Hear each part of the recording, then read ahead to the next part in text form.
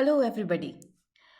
So, today I have come up with a very important and information loaded video. So, has it happened to you that you and your friend with the same skills, with the same educational qualifications, have applied for a job and your friend gets the interview call but not you?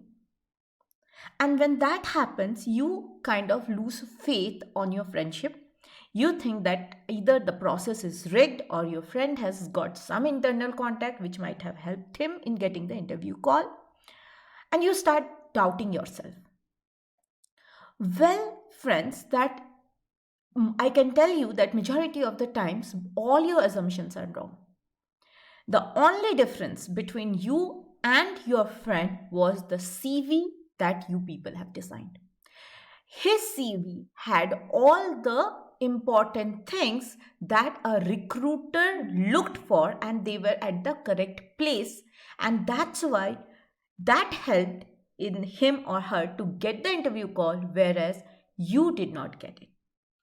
So today we will see how CVs gets shortlisted while applying for a job. And once you understand the process, I will also tell you what are the changes that you can do in your CV that will help in getting your CV shortlisted in majority of the cases. Okay, are you all ready? Let's get started. So whenever you go to a job profile, okay, so whenever a company posts a job, so usually they will get around hundreds or thousands of job applications for that particular post. So definitely it becomes very difficult to sort through them manually, and that's why in majority of the companies they have assigned a automatic system. Okay, now because of that automated system, they are able to collect more CVs, and they are also able to shortlist the CVs faster.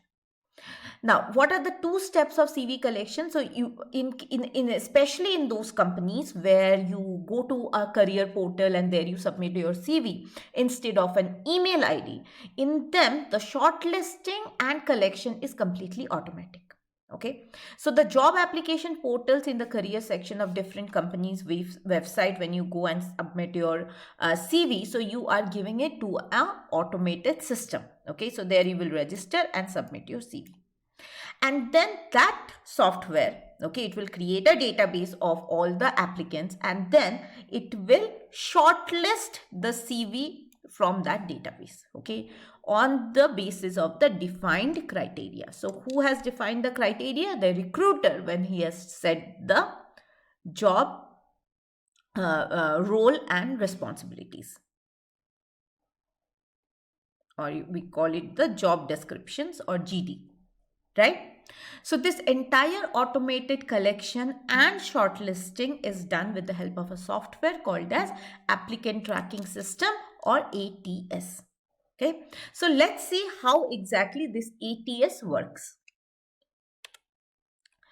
So first, the HR will receive all the CVs online through ATS. Okay, so whenever you are going to a portal, career portal, and registering and submitting your CV, so that the HR department will get that.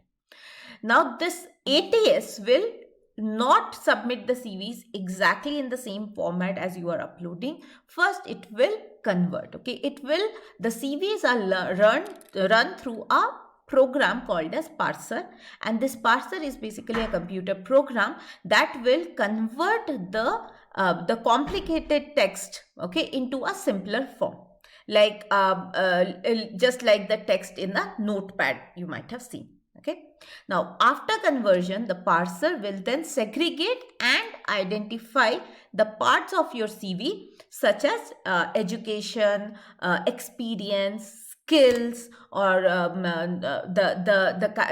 percentage of your marks that you have achieved in the qualifying exam, and all this depending on that, or the universities, the government universities, the private university, the reputed one. So on the basis of that, the parser will segregate the CVs. Okay, now the employer will search through all the CVs using keywords, and that is just like similar to doing a Google search. Okay, so whenever we do Google search, we types of keywords, right? So all the articles, all the information regarding those keywords, whichever has those keywords, pops up on our screen. Just like that, the employer will do here. So whatever the skills that he is looking for in the job description, so when he types that, so all those CVs having those skill sets will come up. Okay, or the software and then the software will assign a score of relevancy to the CVs. Okay, so basically it will see, it will put different keywords and see how many CVs are popping out. Okay, so the CVs that are popping out in maximum number of keywords and maximum number of keyword combinations, they get the higher score. Okay, and then the top CVs are then shortlisted, okay, according to the relevancy score, and finally appear on the HR personnel for further shortlisting. Okay, so the entire idea of doing this automated shortlisting is that to reduce the manual stress and the manual strength that is required, right? So one round of screening is done by the software, and then when they have shortlisted the CVs, then only that CVs will reach the HR, where it can where the manual judgment can be taken. Okay, and the people can be called for an interview. So you see, majority of the CVs will get shortlisted, will get removed from the list during this first process itself. Okay, so let's see what this, so the people nowadays, they call this ATS as a black hole. Just like the black hole in the universe which sucks up everything, this ATSs are sucking up all the resumes. Okay, so what are the skills that you have to do, or you have to modify? What are the changes that you have to do in your CV so that your CV can be selected by the ATS? Okay, so we have to see how we can make this ATS shortlist your CV. So now once you have understood the working of ATS, so you know what ATS is working on the keywords, right? So this becomes very, very important. So what are the changes that you can make in your CV to make this ATS selected? Okay, so first and very important is put the relevant keywords. Okay, so how will you get the keywords? The keywords you will get from the job description for the post that you are applying to. So don't just go for that only for this post it is applied. No, read the description, pick up the keywords, the relevant keywords, and try to put them in your CV. Okay, it's also a good idea not to put any picture on the CV. Avoid using tables or any complicated diagrams or any flow charts in your CV. Keep it as simple as possible so that it can be understood easily.